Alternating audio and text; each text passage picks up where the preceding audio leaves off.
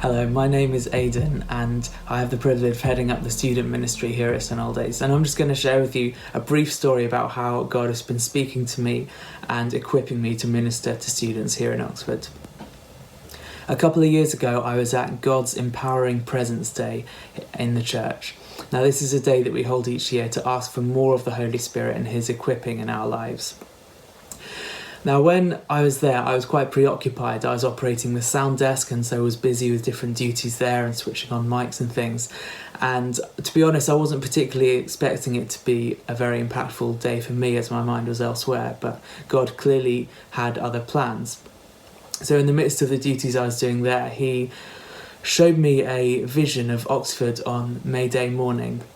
Many of you will know that on May Day morning, thousands of people line the bottom of the high street outside Magdalen College and stand at the bottom of the tower where a choir sings an anthem, and often students are there who've been partying through the night, sort of through to this early hour where they gather. And what I saw in this picture was all these people who were totally caught up by those events there. They're caught up by the singing, the impressive buildings, the night-long party, all of these things, and they're all turned towards the tower.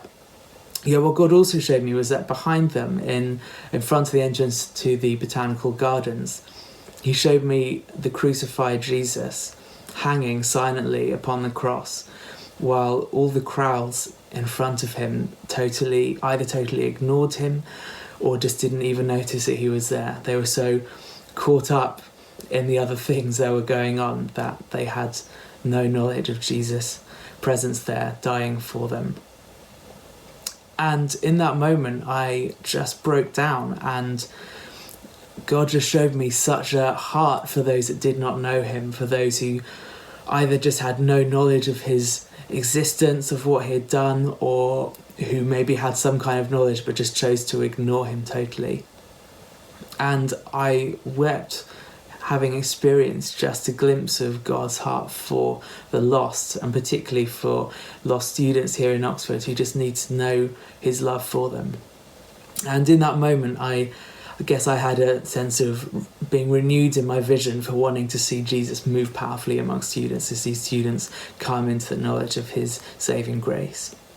And then a year later, as a staff team, we were in a time of prayer, and God spoke to me again, and He reminded me how often I'd had this idea of sort of my role in leading student ministry or leading worship and different things as being like that of a signpost to Jesus, where I stand there and point people to Him, but sort of don't take the focus upon myself. And I felt that in this staff meeting He was saying to me, that's a part of it, but signposts are static. They just direct people, but they themselves are not moving. And He said to me, I don't want you to be a signpost, but I want you to be a tour guide.